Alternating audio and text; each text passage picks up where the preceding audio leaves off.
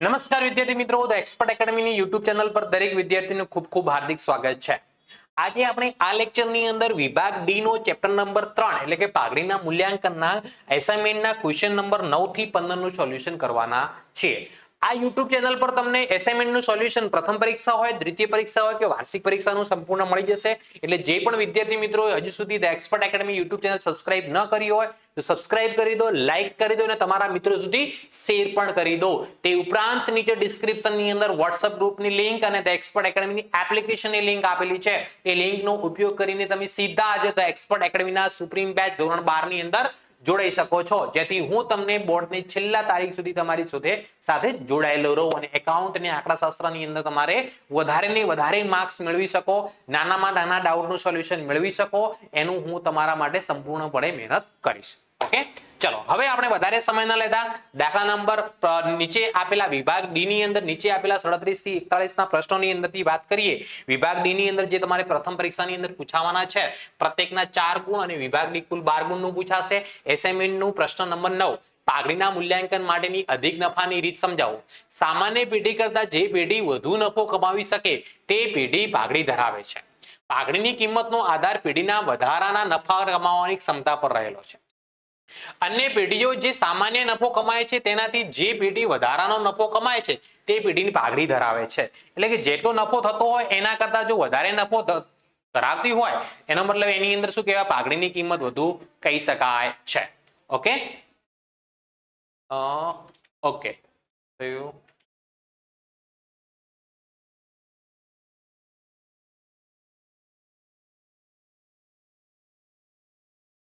અહીંયાથી ચાલુ કરી દઉં ને। ઓકે, હા ચલો, આ વધારાનો નફો એટલે અધિક નફો।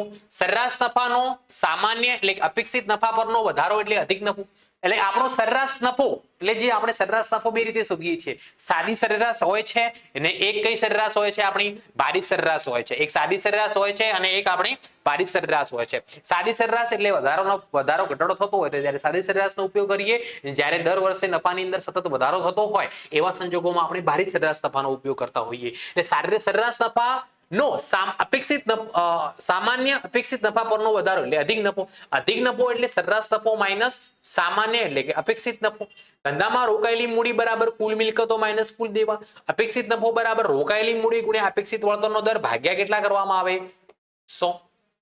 ચલો નેક્સ્ટ ક્વેશ્ચન તરફ જઈએ। નીચેની માહિતી પરથી વિરાટ અને વામનની ભાગીદારી પેઢીની કિંમત છેલ્લા 5 વર્ષના ભારિત સરેરાશ નફાની 2 વર્ષની ખરીદીને આધારે નક્કી કરો। 5 વર્ષના કેટલા, 2 વર્ષની ખરીદીને આધારે આપણે નક્કી કરવાની છે। તો અહીંયા દાખલાની અંદર જુઓ, આપણને વર્ષ નફો આપેલો છે હે ને, 2020 21 22 22 23 5 વર્ષનો આપણને નફો આપેલો છે। દર વર્ષે નફામાં વધારો થાય છે, 90 110 21 31 અને 140। જ્યારે દર વર્ષે નફાની અંદર સતત વધારો થતો હોય તો એવા સંજોગોમાં પાઘડીની કિંમત ભારિત સરેરાશ નફાનો ઉપયોગ કરીને ગણવામાં આવે, છતાં પણ દાખલાની અંદર આપણને કહેલું જ છે। હવે દાખલાની અંદર વાત કરીએ તો આપણે જુઓ, સૌથી પહેલા ભારિત નફાની ગણતરી દર્શાવતું પત્રક વર્ષ જે આપેલા છે એના એઝ ઇટ ઇઝ લખી દેવાના। 20 21 22 21 21 22 22 23 23 24 25 પછી નફો લખી દેવાનો। પછી ભાર કેવી રીતે આપવાનો, તો કે 1 2 3 4 5 એકડી જેટલા સુધી હોય એટલા સુધી। ભારિત નફો એટલે નફો ગુણ્યા ભાર બરાબર શું મળે, ભારિત નફો। 90,000 ગુણ્યા 1 કરો, શું જવાબ આવશે, 90,000। 1,10,000 ગુણ્યા 2 જવાબ કરો, જવાબ કેટલો આવશે, 2,20,000। 1,20,000 ગુણ્યા 3 કરો એટલે જવાબ કેટલો આવશે, 3,60,000। 1,30,000 ગુણ્યા 4 કરો એટલે 13 ચોક 52 5,20,000 અને 1,40,000 ગુણ્યા 5 કરો એટલે 14 50 70 એટલે આનો સરવાળો કેટલો થશે, 7 લાખ। હવે આપણે શું કરીશું, ભારિત નફાનો સરવાળો કરી દઈએ। ભારિત નફામાં પહેલી એન્ટ્રી કેટલી છે, 90,000 પ્લસ 2,20,000 પ્લસ 3,60,000 પ્લસ 5,20,000 પ્લસ કેટલી, 7 લાખ। આનો સરવાળો કેટલો થઈ રહ્યો છે આપણો, 18,90,000। હવે આનો સરવાળો ભારનો 1 ને 2 3 3 ને 3 6 6 4 10 10 ને 5 15। હવે આપણો પહેલો સ્ટેપ, ભારિત સરેરાશ નફો, ભારિત સરેરાશ નફો બરાબર કુલ ભારિત નફો, કુલ ભારિત નફો ભાગ્યા કુલ ભાર। ચાલો, તો કુલ ભારિત નફો કેટલો આપણો, 18,90,000 ભાગ્યા કુલ ભાર કેટલો તો કે 15. તો 18,90,000 ભાગ્યા કેટલા કરું 15. તો આનો ભારિત સરેરાશ નફો કેટલો આવે 1,26,000. 1,26,000. કેટલો જવાબ આવે છે 1,26,000. ચલો બીજા નંબરમાં શું આવશે આપણી પાઘડી.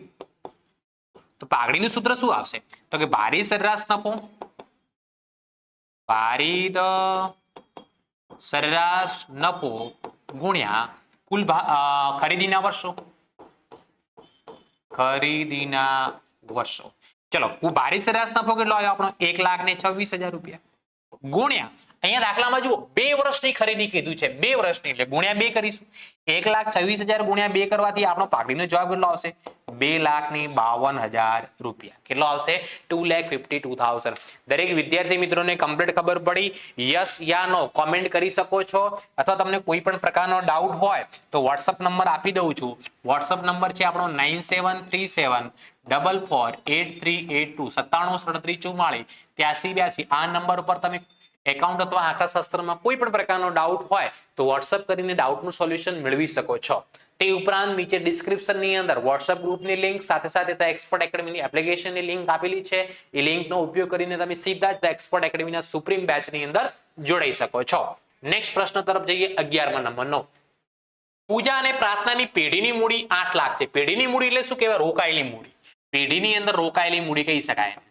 અહીંયા હું પહેલા જ લખી દઉં રોકાયેલી મૂડી બરાબર રૂપિયા 8 લાખ. રોકાયેલી મૂડી બરાબર રૂપિયા કેટલા 8 લાખ. ચલો આગળ શું કીધું છે અપેક્ષિત વળતરનો દર કેટલા ટકા છે 12%. છેલ્લા 3 વર્ષનો નફો અનુક્રમે 1 લાખ 1,40,000 અને 90,000 છે. પાઘડીનું મૂલ્ય છેલ્લા 3 વર્ષના સરેરાશ અધિક નફાને કયા નફાને કીધું છે અધિક નફાને 2 વર્ષની ખરીદીને આધારે નક્કી કરવાનું છે. તો પાઘડીનું મૂલ્ય શોધો. તો અહીંયા સૌથી પહેલા અધિક નફો શોધવો પડે. તો અધિક નફો શોધવામાં પહેલું સ્ટેપ રોકાયેલી મૂડી એ તો દાખલાની અંદર આપેલી છે. જો ના આપેલી હોય તો સૂત્ર શું બને કુલ મિલકતો માઈનસ કુલ દેવું. બીજા નંબરમાં શું શોધવામાં આવે અપેક્ષિત નફો. તો અપેક્ષિત નફાનો સૂત્ર લખીએ આપણે.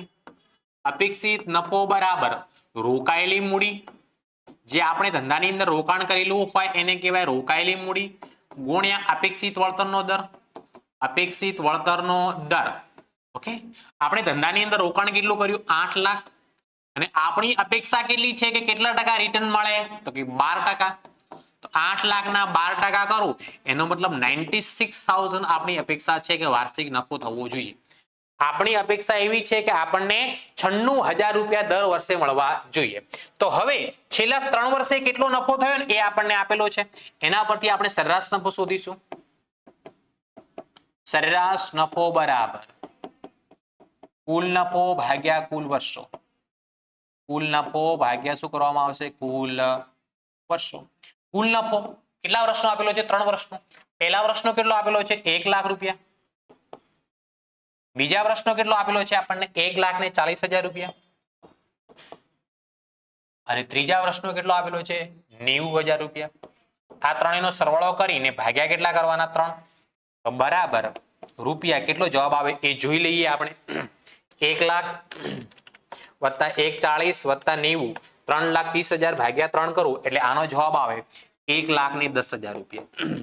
કેટલો જવાબ આવે 3 વર્ષનો સરેરાશ નફો આપણો કેટલો થયો 1,10,000.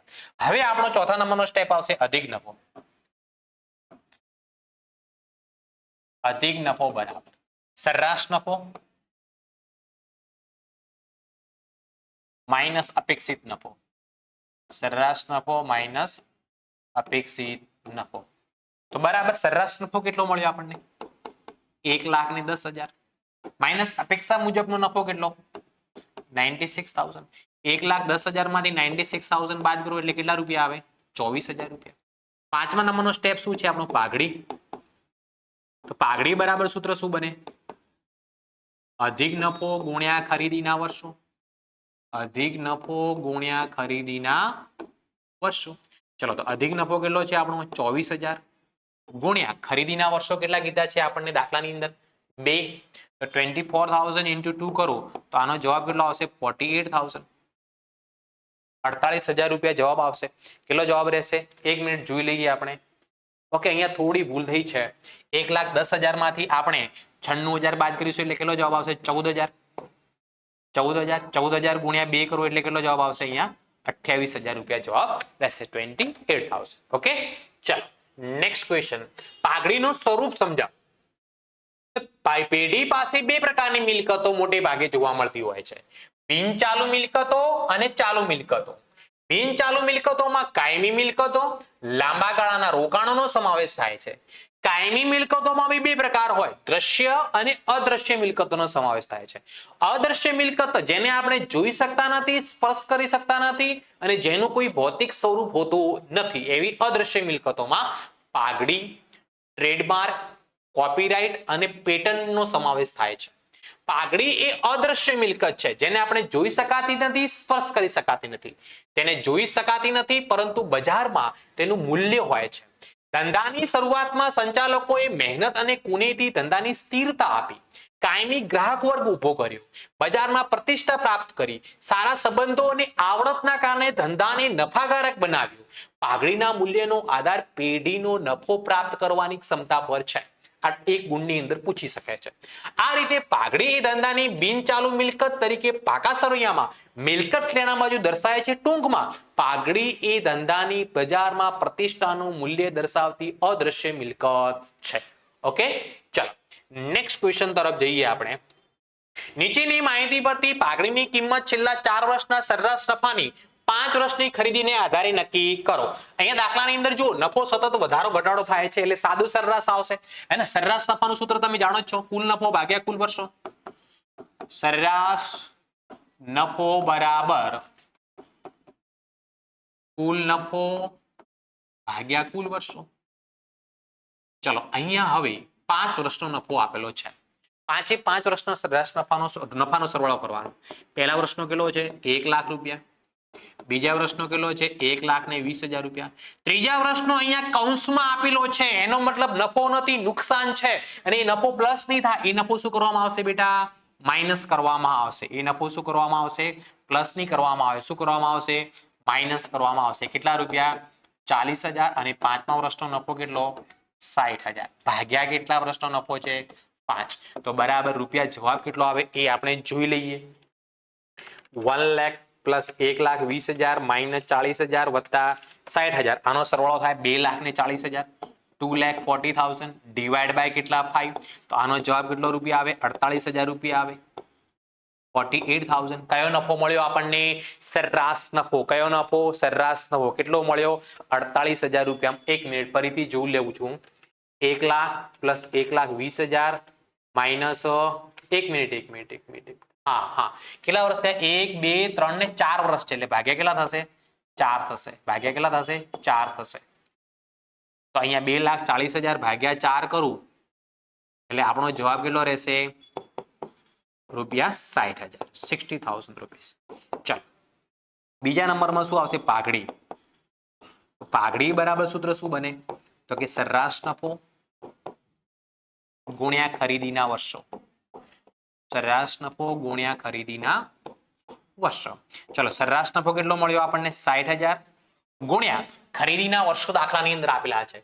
5 વર્ષની ખરીદી. કેટલા વર્ષની? 5 વર્ષની. તો અહીંયા 60,000 ગુણ્યા 5 કરું એટલે કેટલા રૂપિયા આવે? 3 લાખ રૂપિયા આવે. તો અહીંયા પાઘડીની કિંમત કેટલી કહેવાશે બેટા?